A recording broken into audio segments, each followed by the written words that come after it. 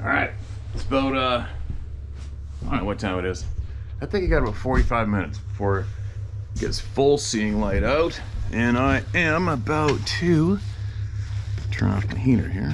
I think I do it.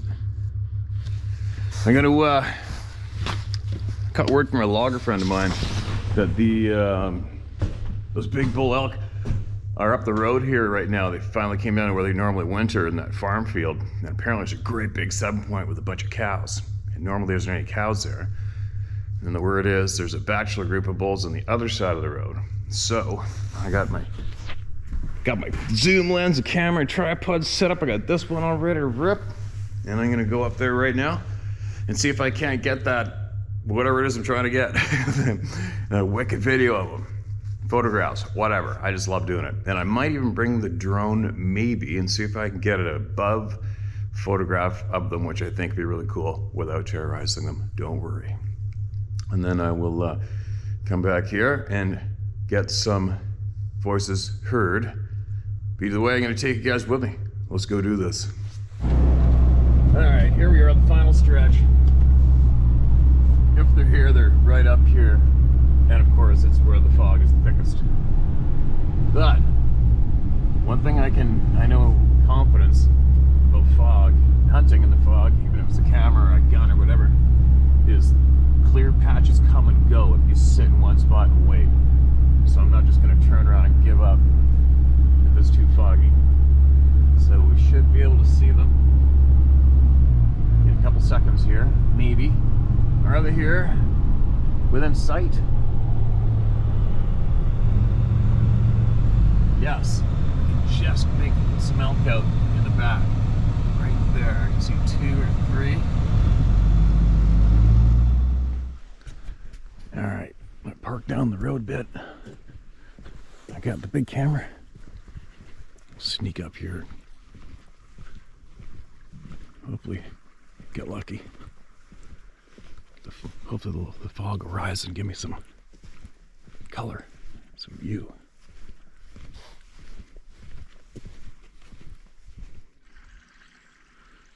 Well, shit.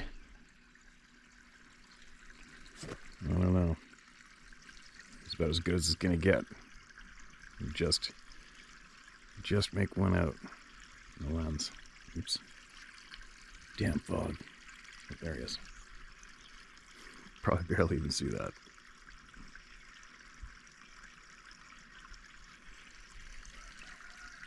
Give me a clear patch. Just one. Come on.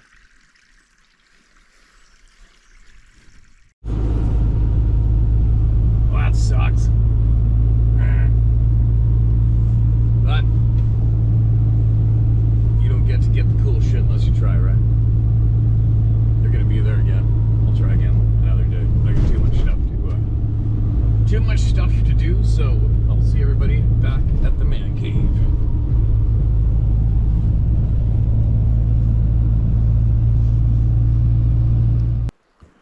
All right, remember this spot? This is a spot I think last year we came here. I set up the Sony Handycam, and that was actually, it doesn't look that far back there, does it? But we measured it off. I think it was close to 300 meters, 300 steps to the back.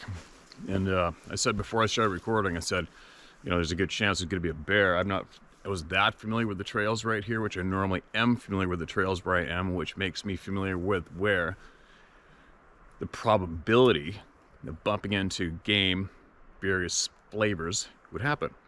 So I remember I said before I filmed here, all right, I'm not familiar with the trails here, but there's a chance a bear might come out somewhere around here. Sure enough, as I was videoing, a big bear came out. Way back there, but on the video it looked like it could have been a black cat. People said it was a raccoon. And I knew it was a big bear for me being standing here looking. And then I went back and I pasted it off and filmed where I was and showed everyone just how big that thing was. So what am I doing now? I decided to, well, it's got a text from Nino on here. All right, I decided to, after trying to film those elk in the fog, and the fog's not lifting, it's frustrating, so what do you do? Sit on the side of the road in a rural area, alarming that some of the people might live around there thinking you're casing the place for crime or something.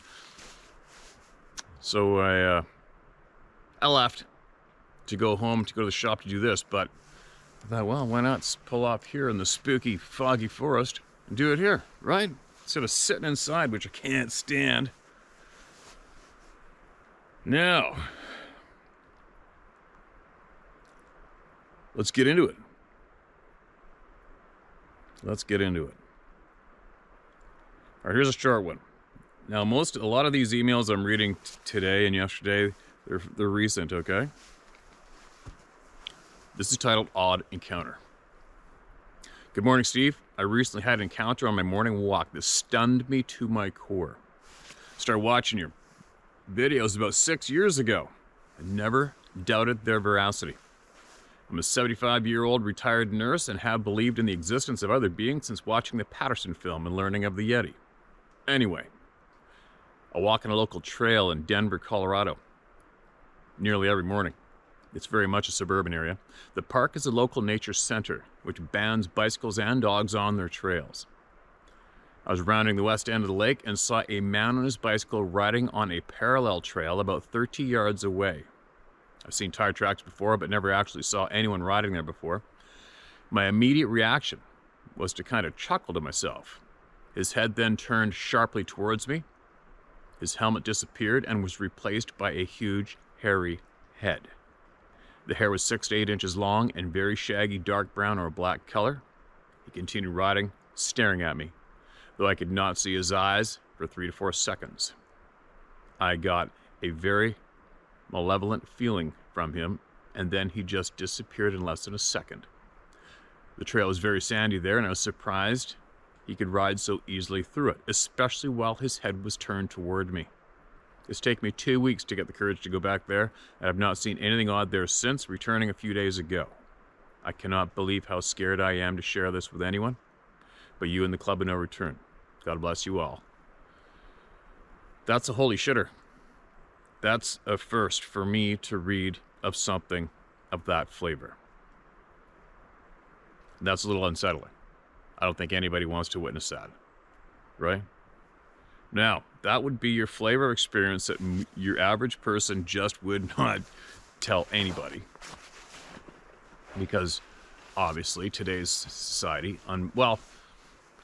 hopefully is slowing down, but for this past few generations of us walking around very dumb on this planet, we'd be conditioned to ridicule the living shit out of anybody who claimed to have seen that, right? But with what we know due to patterns from all the people in the world, I hope that the majority of us now can take in every experience, no matter how bizarre it is, and accept the fact that this shit is going on, right? And some people want to sweep it under the carpet, some don't, and some want the answers. So, no matter how uncomfortable it may sound to some, we share it. All right? Now, if anybody out there has had something similar happen to them like this, get it into us. All right? This is the safe place. Get it into us. All right? Get it into us. Now, where am I right now? I'm above the Stamp River, also above the timber, where numerous locals have ran into these beings right here in these forests, right here, just so you know. If all my power goes dead on all the camera and the phone, we'll probably know what happened. Oh, before I forget, all right, I'll share this with you guys. While I was away this last time, and it seems to be when I go away on the hunting trips, some odd shit seems to go down at my house. And while I went away this time, I'll share this with you guys. Sarah saw a blue glowing, what people refer to as an orb. Me, I just call it a blue light floating in the house. She said it was about 6 to 8 inches round. Not the first time she's seen something similar. The kids have seen the same similar thing, but different colored lights. And she said it was a little darker in the center not really translucent, and she just turned away from it and said, "Go away." So that's what happened in my home when I was away. One thing and another thing happened. Her daughter was at her work, took Sarah's car, and she was coming home from work in the dark, and she pulls into the barn, because that's where the little barn kittens are, to see them. And she said while she was at the barn, she heard what she described as a man whistling loudly up towards the end of the horse pasture. And she said that she went and got back in the car, the windows rolled up, and she said she could still hear the whistling in the car with the motor running and the windows up. So there you go. What can I say or do about all that? Not much at this point, but take note, be aware, listen, and make sure that it's safe to share openly in the house with everyone what's going on. And but let's face it, what do I do? What do you do, right? But be aware and keep everybody informed. And just be aware, take note, observe, record, report to each other in the house. That's all I got on that. Forgot to share that the other day. And you know me, I'm an open book. If shit happens or hear something, I just share it right away without thinking too much about it. Because I'm sitting here with all my friends bullshitting around the same coffee table. Here we go. New York and other states is the title of this email. Hi, Steve. I'm from Western New York. So first and foremost, I apologize ahead of time for any grammatical errors you may encounter while reading this. And I apologize for butchering it, for my lack of skills for reading ahead of time if I screw up. Growing up in rural Western New York, you get to spend a lot of time in the outdoors hunting and fishing, especially in my younger years. My passion for the outdoors to take me to places that most people don't frequent, let alone at all. Western New York doesn't have vast tracts of public land like out west, but it's definitely enough to get away from people if you want to. My first encounter was just eyeballs to start, after an afternoon of still hunting on public land. It was late fall during prime bow season. That afternoon, I chose to do a still hunt and explore a little bit on my way to a bedding area way off the main road. The walkout was fine with no sight of any game at all, just the occasional squirrel. It was about sundown when I decided to head back a little early, mostly due to a weird feeling that got stronger the farther I went back into the public land. On my way out, I started to get a feeling of being watched. Which, after years at this point of hunting in the woods, it seems like everything is watching you just about. This feeling was definitely different. From the hair on the back of my neck to the cold chills along with it, I quickly made my way down the trail, walking as fast as I could without running. After getting to a checkpoint I had, and it being almost dark at this point, I decided to stop and check my compass to make sure I was headed in the right direction. After grabbing my compass and attempting to get my bearings right, the compass proceeded to act in a way that I have only read about. It started to change direction each time I would lay it down flat to get my bearings. With every change came a different direction. After 3 attempts, I felt something was obviously not right and proceeded to turn my headlamp on the white light, rather the red I was using to get the compass bearing. Using the white light, I began to look around and try to identify any markers I recognized so I could get back to the truck. What my light gazed across made me do a double take. One of those double takes where you think, did I just see what I think what I just saw? So on these trails there are reflective trail markers, pretty much a reflective thumbtack which reflects gray/white. What I saw next to one of those markers was an orange one, or what I thought for the first second to be an orange marker. Till after the split second of light being on it, it moved behind the tree out of the way of the light. Needless to say, my heart sank, along with being filled with complete fear. I wasted no time turning around and making a break for the thickest brush section I could find. I don't say that proudly. After a few minutes of getting through the brush, I stopped to have a listen to confirm or deny to myself if was being followed. After about 20 minutes or so, after seeing the eyeballs, I made a phone call to a friend of mine to come honk his horn at the road so I could find my way out easier. After finally making it out of the woods and meeting my friend, he asked me what happened. I replied, I just got lost. Up and until this moment, Bigfoot was never a thought in my mind. I've had a few moments before that made me sit back and go, but never be definite on what was the culprit. From this moment, the encounters/experiences seemed to get bolder and more upfront. I unfortunately have quite a few more encounters that made me wary of going out in the woods alone unless I have my dog with me. I'd like to note that I believe I have experienced both good and bad beings. One has given me the feeling of being hunted. The other has given me the feeling of pure curiosity. I'm not sure what it means exactly, but things like a skinwalker and a dog man are also real, unfortunately. Thanks for providing a platform the way you do. The knowledge shared here has helped me and many others put these pieces of this crazy puzzle together. Best wishes, some guy from New York. All right, some guy. Appreciate you, man. And another one, right? Another one with the glowing light. What's going on?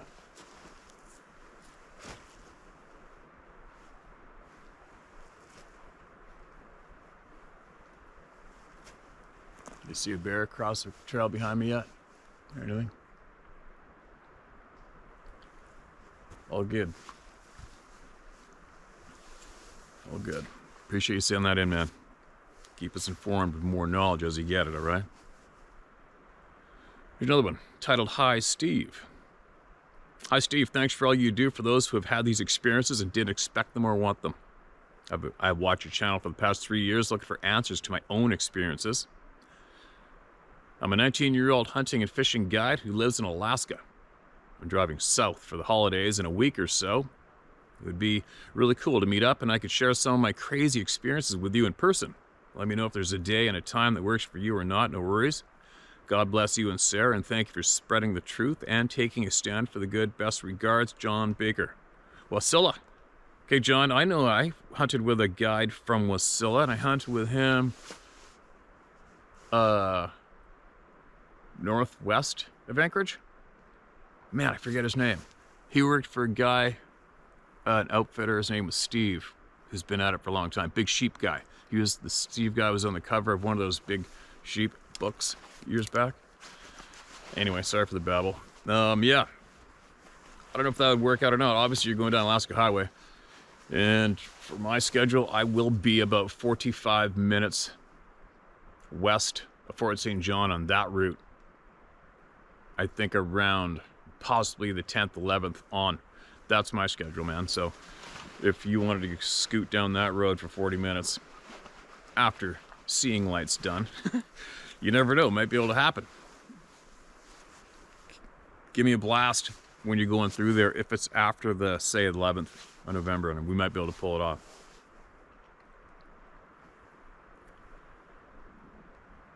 Now, this is titled My Brother's Bigfoot Encounter. Steve, my name's Diane. I live in Reno, Nevada.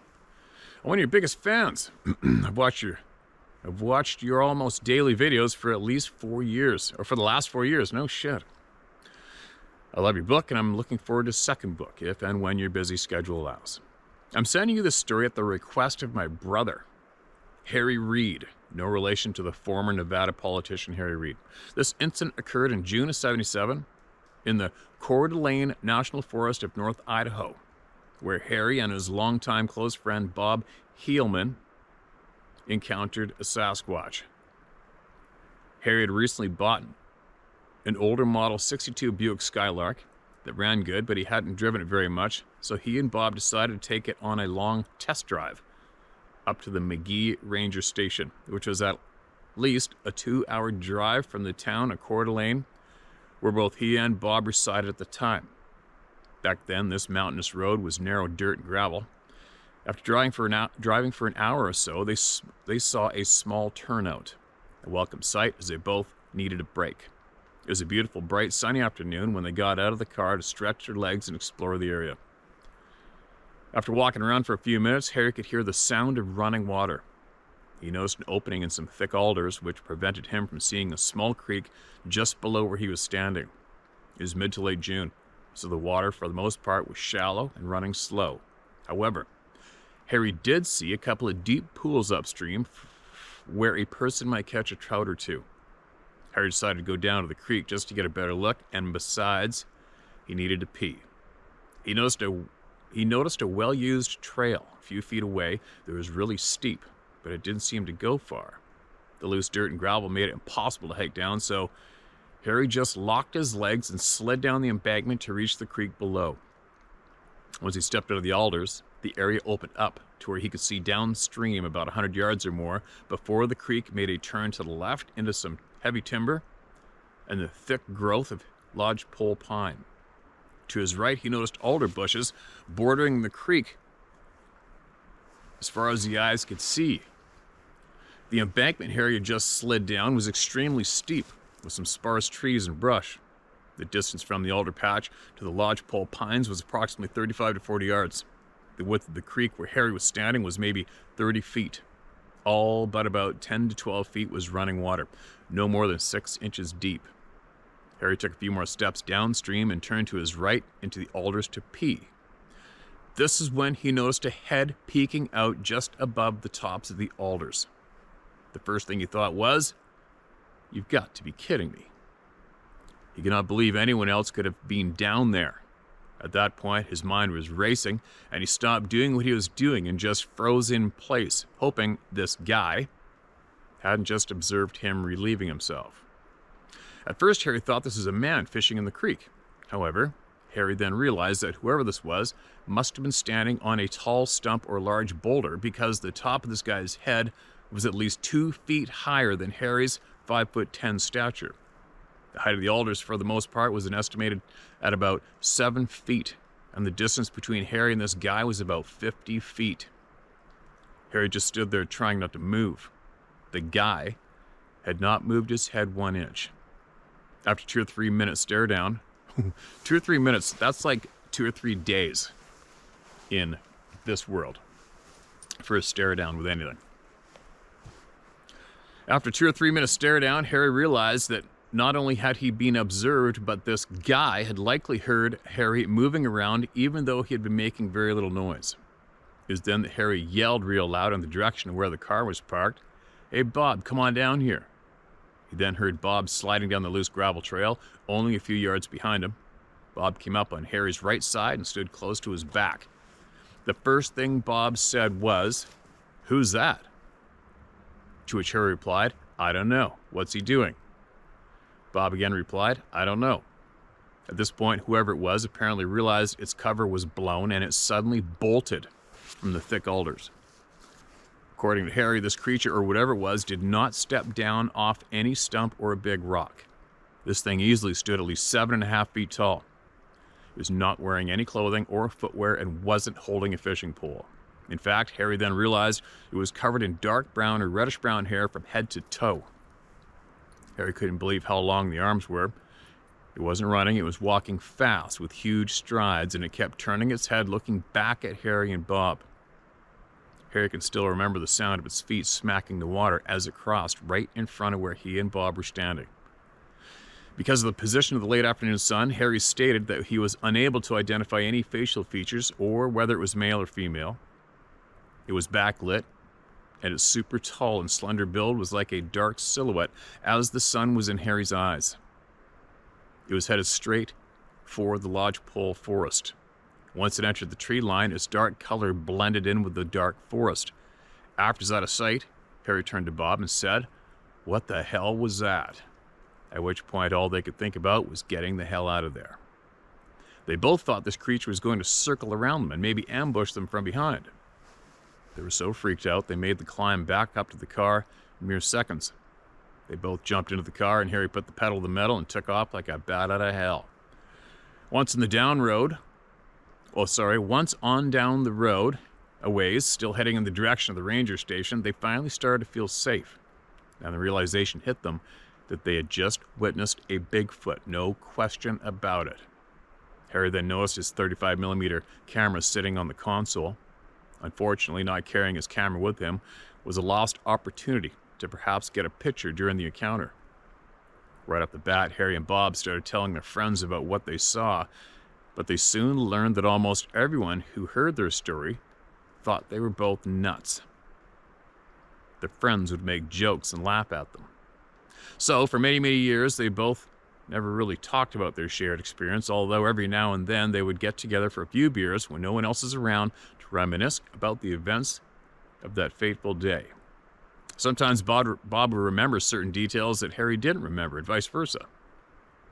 Recently, according to Harry, who's now 71, the reason he can recall the encounter in such detail after 46 years is because when something like this happens in your life, you never forget it. Said everybody. He said there's rarely a day that goes by, even now, that he doesn't replay the experience in his mind. Said almost everybody. Harry stated that his whole encounter with the Sasquatch, from when he and Bob first parked the car at the turnout until they sped off in a cloud of dust, was only about 20 minutes. Only. It all happened really fast. After about 30 years or so, Harry finally let his guard down somewhat, and he became more comfortable telling friends and family about what he and Bob experienced. If Bob happened to be with Harry at the time, he appreciated the fact that he had someone he trusted to back him up, which is comforting. Bob soon began to open up more too. Harry explained that he has not tried to convince anyone that Bigfoot exists, but acknowledges that he and Bob had a very extraordinary experience with a very elusive creature. He's reached the point now where ridicule or jokes don't have much of an impact because he knows what he and Bob saw, and he doesn't give a damn if anyone believes him or not. In conclusion, Harry recently stated that there is one thing that even to this day he doesn't understand, and that is why this supposedly elusive creature that had to have seen, heard, and probably smelled Harry would just simply stand there with its head in full view. It was a curiosity, or maybe it thought it was hidden well enough that Harry and Bob wouldn't notice it. I guess we'll never know. As time went on, some friends and relatives who listened to Harry tell his story appeared to at least show some interest. One in particular, another close friend of Harry's, asked him if he was on his deathbed and someone asked him about that day so many years ago, would he still stand by his story as being factual and true? Harry replied that even if it was his last breath, as God is his witness, the events of that day happened exactly as described. P.S. I sent Harry your book and he couldn't put it down. All right. Diane, appreciate you. I'm glad those guys shared through you, through me, with the rest of the world. Free brave men. All right. Just gonna share quick before I forget. Nothing around me still.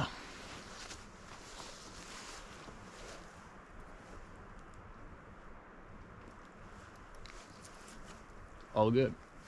I tried the pressure washer on the chicken yesterday. Epic fail. I'm sure a bunch of you were laughing, and I didn't. I am the type of always all my life. I've always tried everything myself. I gotta try it for myself. No, it's not gonna work. I don't give a shit. I'm gonna try it myself and see if I can do it. So I did it. So for all of you that are curious, pressure washer on a hot dipped chicken to pluck it doesn't work. So Sarah has a skinless chicken in the fridge for later. All good. I guess I'm gonna have to suck it up, go get the plucker, and one by one do the old brrr. I don't have the one that spins. That'd be great. I watched one of those on YouTube. Just throw it in the spinner like a wash machine with all the rubber thumbs in there and run the hose, spin it. Boom, it's done in 20 seconds. I'll get it done. I just thought I'd give it a go. Now, who else?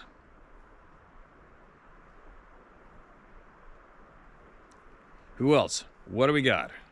Where am I? Mark, this is red. This is titled Patty Film Epiphany. Steve, I enjoy the emails you read. Sorry. Steve, I'm enjoying the emails you read this evening and had an epiphany.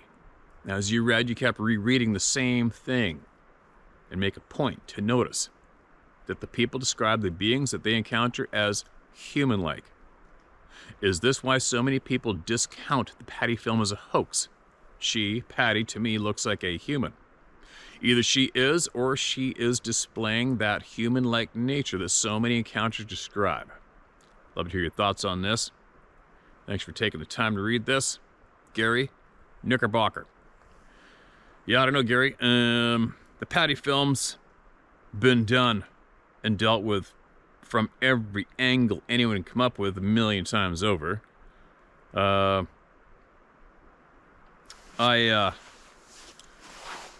Why do I think people discount it? That's what is going to happen with any photograph and any video.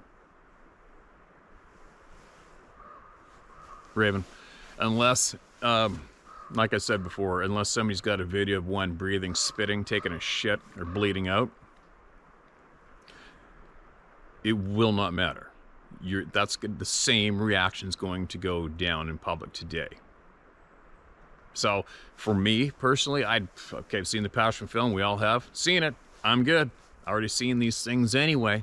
I've seen the footprints myself anyway. I've heard them make noises anyway. I'm good. So I just move forward. That's just me. You know, I watch people who intently keep all of the people staring at footprints and dermal ridges. What the... Right? How many years are you going to do that clown show? Well, you know, we got these dermal ridges and we got a mid-tarsal break. All right, you spinning broken record. You know, anyways, I'm going to bite my lip. Anyway, it's been done. I move forward. Why do I think people are discounting that? It's not just the film they're discounting. They're discounting the subject altogether, especially when it comes to being more human-like than not. That's what we're after now. We've accepted the fact. We know this shit's real. And now we want to know, I want to know, well, why are we being lied to? I also want to know why that previous handful of ruthless D-bags are so intent on making sure that nobody finds out the actual truth. And they are intent on keeping all of us going in circles, right? Not anymore. Okay, I'm a broken record right now. Why are they discounting it? We're going to find out. It's all going to make sense soon. Some people I know, I'm confident, have that answer. And I'm going to share their answer with you as soon as I can. Now, where am I going? Where am I?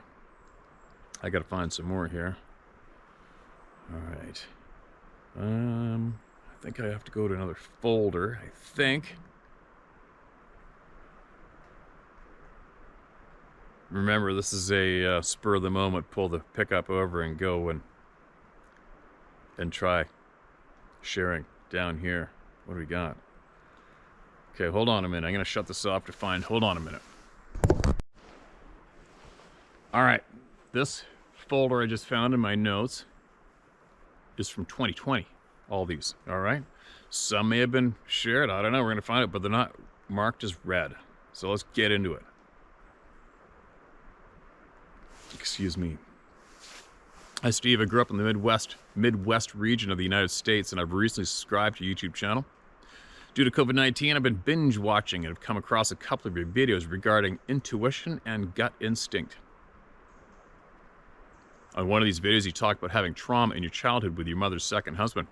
I also suffered physical, mental, and emotional trauma in my childhood due to my mentally unstable mother.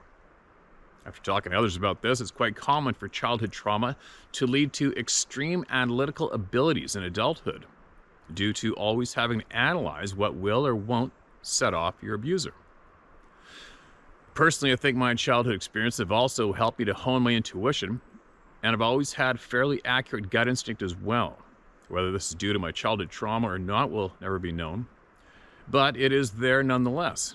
I'm not always right, but more often than not, these skills have helped me make spot-on decisions and have saved me from harmful situations. I'm now in my mid-50s, and I've finally gotten to the point in life where I don't let the ridicule of others affect my talking about these events. They can take it or leave it. Now, on the two weird and scary events that happened to me in '89, both on the same night. Event number one. I was driving west on a paved county road at dusk. and it was a little bit hazy due to crop harvesting. But my vision was unobstructed. My 3-year-old daughter was with me, and she'd fallen asleep in her car seat in the back seat of the Chevy Suburban that I was driving. My husband was unable to go with us as he was working overtime at his job. The event occurred roughly 50 miles away from the city where I lived at the time. I was driving in a very rural area near where I had grown up when I had a sense that something was running in the ditch alongside the passenger mirror of my Suburban. I then lost sight of the running creature. I say creature because I was traveling 55 miles per hour, and we all know that humans are incapable of running at this speed. Not sure what the running speed of a Sasquatch is, but we all know that it is way faster than a human. A few seconds later, when I could no longer see it in my side mirror, I looked in my rearview mirror to confirm if anything was still there. And I swear to this day that I saw a bipedal creature run across the road into the ditch on the opposite side where I'd seen it in my passenger mirror. Unfortunately, the haziness made it too hard to see details, but I definitely could see the silhouette of this creature, and it was definitely bipedal and very tall. My logical self then took over. I tried to convince myself that I must have dozed off, or there were really tall weeds in the ditch, which I knew wasn't the case. I regained my composure and continued to travel. The Adel, 10 miles to my destination, where I was gathering with relatives. My aunt had flown in from Texas, and I hadn't seen her in years. I didn't even consider talking about the event with them, and I tried really hard to concentrate on having a nice time with my relatives. Event number 2 is around midnight, when my daughter and I began to drive back home. I started to feel very uneasy as we were approaching the spot where I'd had the first encounter only a few hours earlier. This time, my 3-year-old daughter was wide awake, most likely due to the sugar rush from cookies and Kool-Aid. We were singing some of her favorite songs when she suddenly exclaims, "Mommy, there's something running in the ditch." Needless to say, I floored it, and I couldn't get back home fast enough.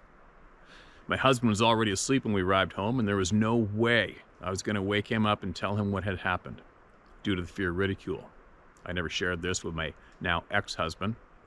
I've only been past the same location a few times since the events, and it was always with my husband and in the daytime, and nothing unusual occurred. Sorry for the long email. Love your show and plan to order your book. Take care, and I hope that neither one of us has to face another episode like we have. As you say many times, those who haven't had experiences like ours are the lucky ones. Thanks and take care. Brenda Anderson. You may use my name. Brenda, thank you for being a brave, free, honest lady. Kick-ass lady. I wonder, yeah.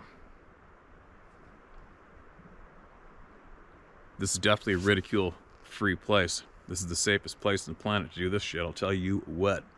Sharing truth, isn't it crazy? How sharing truth could be so challenging for humans. So wrong, right?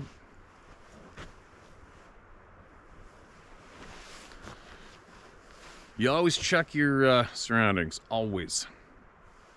Always, always. I'm going to show you a photograph of something that's been running around my previous home. This photograph was taken... Okay, where are we here? This photograph was taken about roughly crow flies. Maybe 600 meters from my previous front porch. Look at this thing. Hope you can see that. That is an absolute monster. Grizzly bear. Right? That is a absolute hammer time Godzilla-sized grizzly bear. And that's an example of why we all need to just look around. Take it in, make sure you're not missing anything, and then go back to what you're doing, enjoying shit. You know, I've never seen a grizzly bear like that anywhere near any of my previous homes. And all of a sudden, boom, there's one right there. So, for anybody who may laugh or call me paranoid for looking up in the trees and taking a quick 360 around,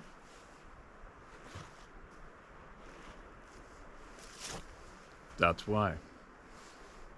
I'm going to put my glasses on the outside of my toque because it drives Sarah nuts. I'm such a dick. All right, here we go. Have I read this? I don't know. I don't think so. This is from 2020. Good day to you, Steve. I pray that you and yours are well. Thank you so much for all that you do. You're a good man, and I genuinely appreciate you. Thank you so much for the kind words. I apologize in advance for this is going to be a long one. I'm using an alias for my brother as he would be pretty upset to know that I shared a story. But this is entirely too important to be left out of the ongoing saga of the Bigfoot, and also, who knows, this just might help out someone somewhere. I've always been fascinated with Bigfoot ever since I was a kid, of 7 or 8. I went with my friend one night to see Sasquatch, the legend of Bigfoot at a local theater. And that movie scared the heck out of both of us. I recently rewatched the movie and had to laugh because I could hardly believe I was ever scared by this chunk of cheese. My family also knew of my fascination. I believe my dad was interested too, because every time there was a Bigfoot documentary on TV, he was right there watching it with my brother and I. My parents even gave me a copy of Peter Burns' Bigfoot book for my birthday one year, and I must have read it 100 times. The following incident happened about 10 or 11 years ago. I was chatting with my mother on the phone, and she asked how I enjoyed a recent camping trip I had taken with some friends. I made a joke about how we, quote, didn't see Bigfoot but had a great time regardless, end quote, to which she replied, well, your brother would be happy to learn that. And when I asked her what she meant, she seemed surprised that he'd never told me. And when I pressed her, she informed me that Larry had a very extraordinary Bigfoot encounter a few years back. I was rather PO'd that Larry hadn't told me about this when he knew of my lifelong interest. Right after I hung up with Mom, I called Larry and jokingly asked him, what's the big idea being Harry holdout with news of an encounter that he'd never told me about? He guessed correctly that Mom had told me. He said he'd tell me, but he wouldn't answer any questions. I thought that was strange, but went along. This occurred in '89 in the town of Grays Creek near Fayetteville, North Carolina. Larry is working as a delivery man for a local branch of a nationwide pizza chain. He was tasked to deliver some pizzas to a college frat house. Larry's car was in the shop at the time, so he was driving his boss's pickup truck. He successfully delivered the pizzas and was driving back through Grays Creek, North Carolina on a road with overhanging oak trees. He had the windows open and was listening to the radio when all of a sudden he heard a loud bang from the bed of the truck. He slammed on the brakes while looking in the rearview mirror and could see something black up against the rear window. When he got to a full stop, he saw something flailing around, and it managed to roll/push its way to the open tailgate to get out of the truck bed. Larry was still looking in the rearview mirror, trying to figure out what this thing was, when he saw it stand up on 2 feet and rise to an estimated height of 7 feet.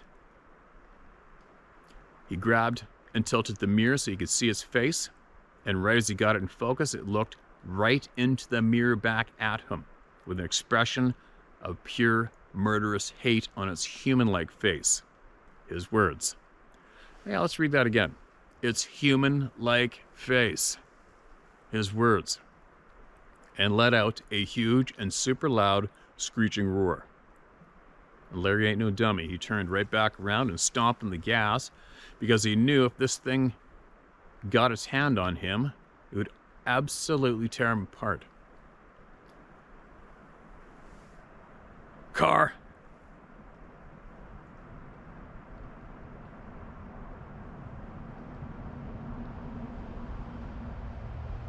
Sorry. Larry says he has no recollection of driving back to the pizza joint.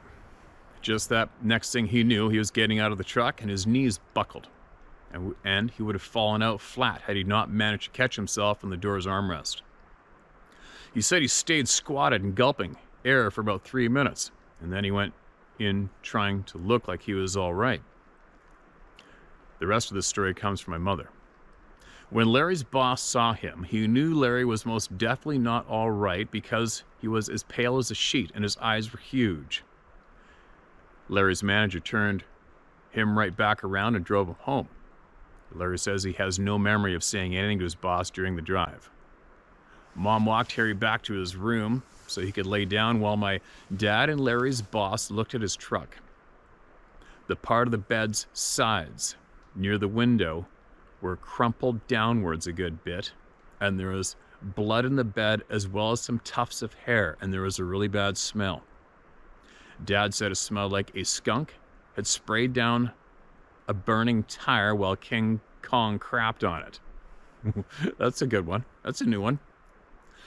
Mom and Dad wound up sitting up with Larry all night because he was obviously in a state of shock, and they came close to taking him to the hospital a couple times, but Larry insisted he was okay. He related his story to both Mom and Dad a little while after they say they both believed him, and my parents have always been experts at spotting lies. Trust me on that one. About a year later, Mom and Dad, my wife and I, and Larry and his family were vacationing together, and I was excited that I'd get to ask him about his experience face to face. I sat down with a notepad and pen and had downloaded a voice recorder app on my phone. He looked at both and just said, "No way, bub. I don't want you submitting this to any Bigfoot organization, and furthermore, this is going to be the last time we talk about this, okay?" I agreed, asked some questions that helped fill in the blanks in the account I just shared with you. Now the car. Camper.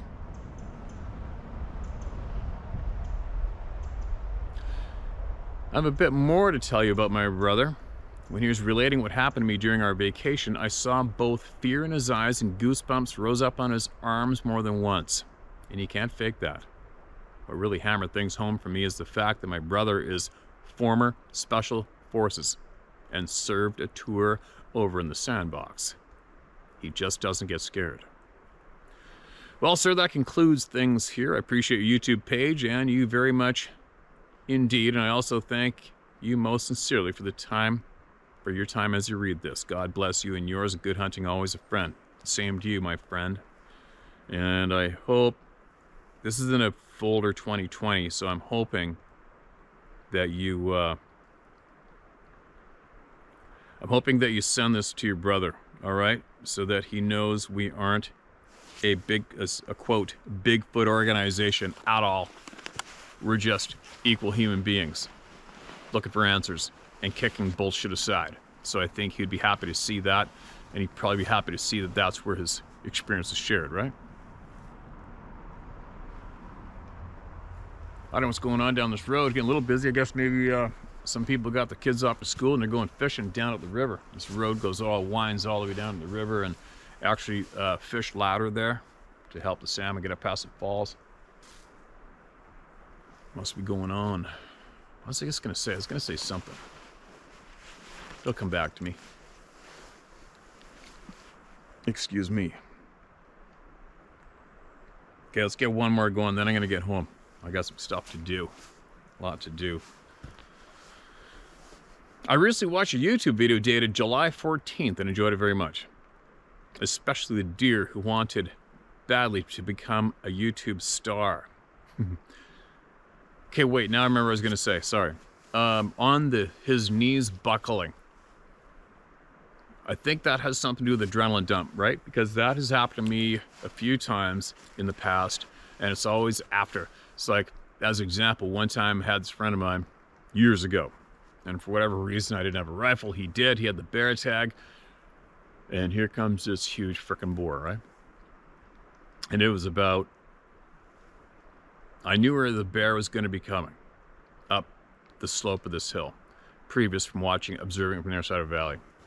I'm pertaining to the knee buckling thing. Make a long story short, I situated us right in the trail it was going to come up. And then my friend had never harvested the bear, big bear like that before ever, no bear. And the bear's coming up is about, grizzly bear, it's about, I think it was about 25 meters from us, 30, when the shooting started.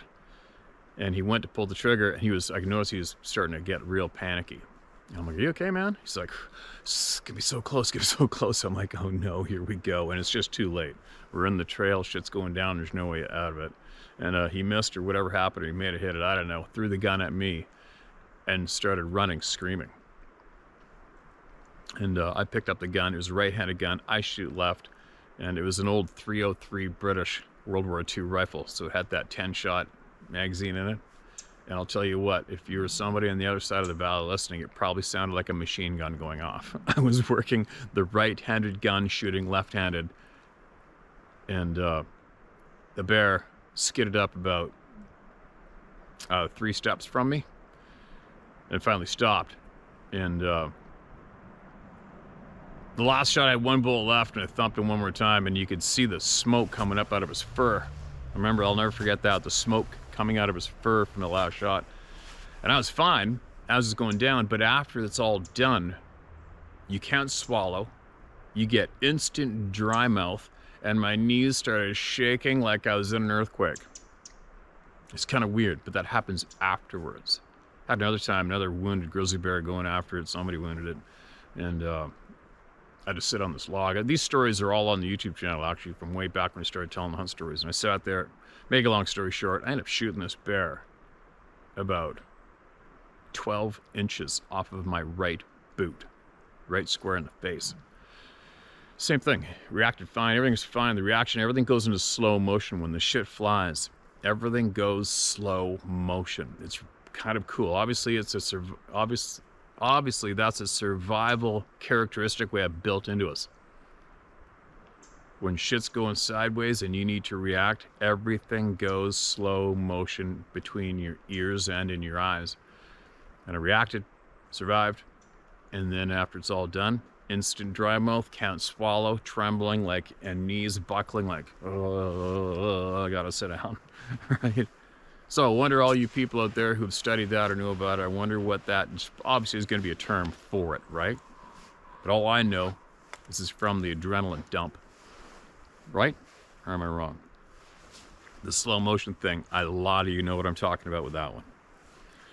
That's what I was going to say, getting back to this last email before we go home.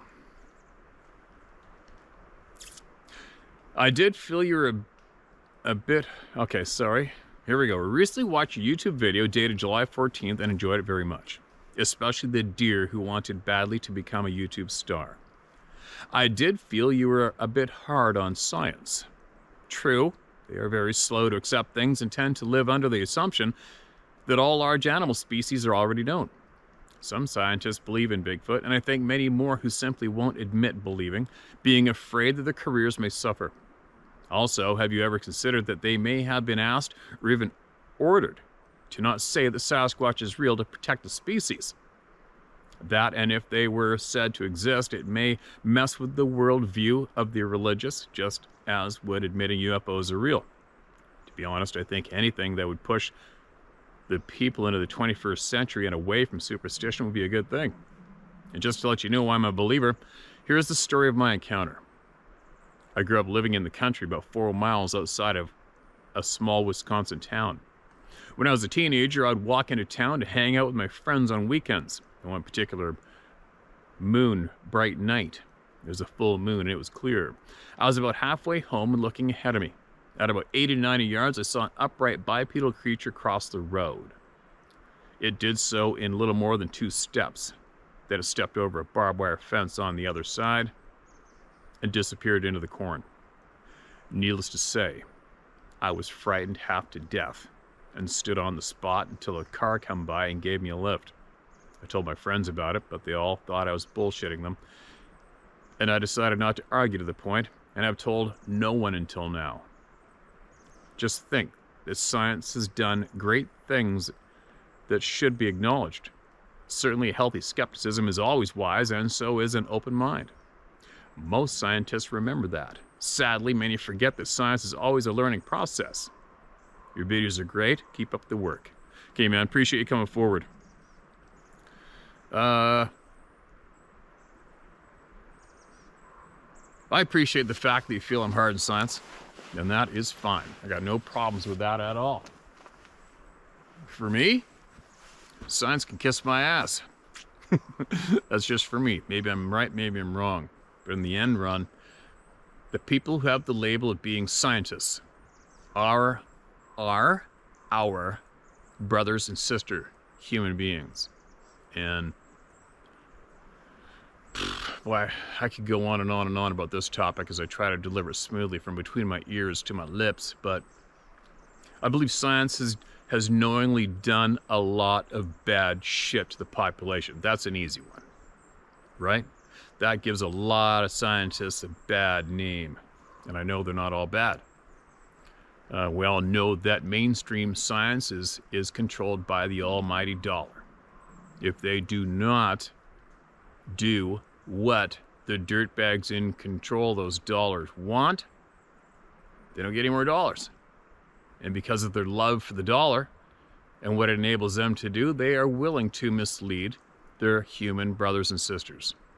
Currently today, once you get to the top of that scientist pyramid, whatever you want to call it, right? So to those scientists, they can kiss my ass. Kick them to the curb. And we have all seen what does happen to the scientists who do come forward to embrace their fellow brothers and sister human beings and share the true honest knowledge with them. They get annihilated, and even worse, eliminated. Physically eliminated. Gone. Their life gets taken from them. So, some people may think I'm hard on science, science. Some others don't. And that's fine. But I have a zero tolerance for lying, filthy dirtbags who turn on, work against their fellow human beings. I just do. Always will.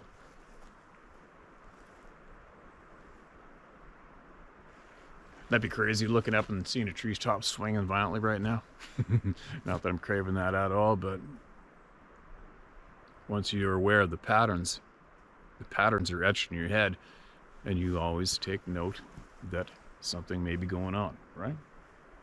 Self-preservation. Then again, me talking about self-preservation is kind of silly, isn't it? At times, here I am standing here in the middle of nowhere where shit does go down. I don't even have bear spray or nothing, right? As usual. I let what may come or not.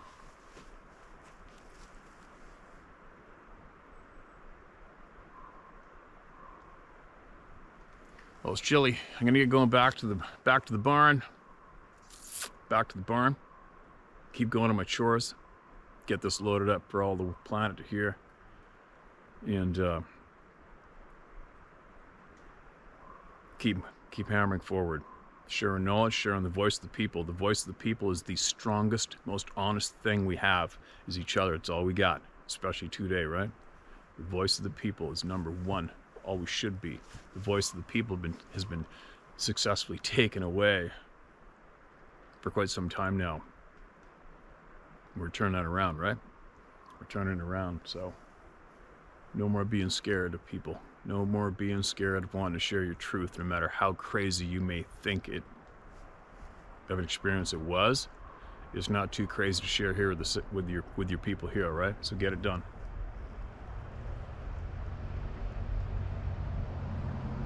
Okay, I'm gonna go share my story at howtohunt.com, and Sarah's store is always a click-through link for her store in the description below, and I believe that excuse me, she is hoping to get rid of her current stock of items.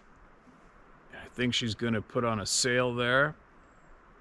And then she's going to move on to some other items. And I believe she shared all those pins out there with everybody. Got the freebie pin in with their order from one of our subscribers here who has some cool skills at creating those items.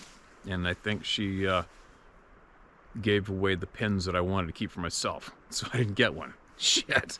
I'll tell you what. I don't know how many times I've selected my favorite hat or something and all of a sudden it's disappeared. She shipped it off to somebody. But anyway, hit that link up below. She's still got her stuff in there, and but it's about to be gone. So I thought I'd pass that on. And you got something you want to get off your chest and share with the people, share my story at howtohunt.com. That's where you get it done, all right? Don't be scared. Come and join the free, brave people. Okay? It's a big club. It's a big club. I guess we'll review the video shortly and see if anything crossed behind me, right? I'll be back.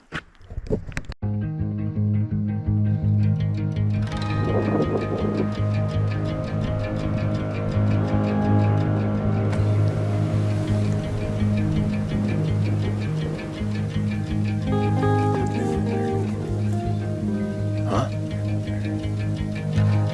Now I wait to see what the hell we're doing.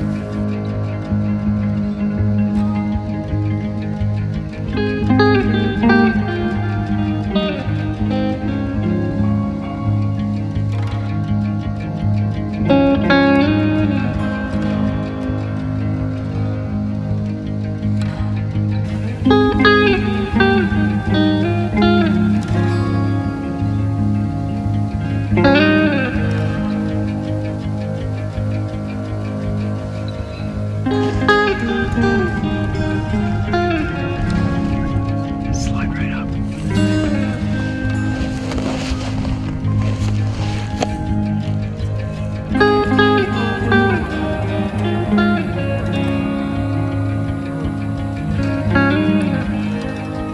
It's not the one we called up, is it?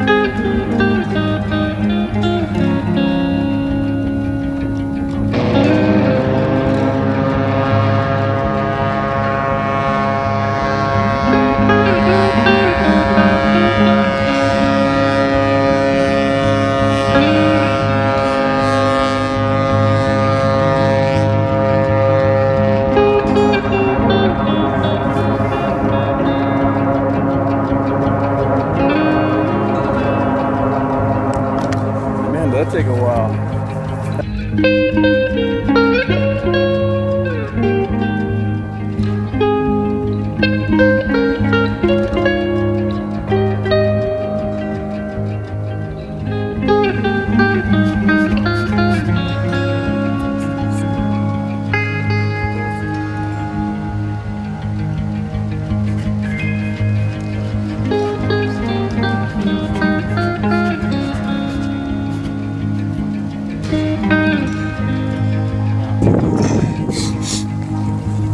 And this is how you come down.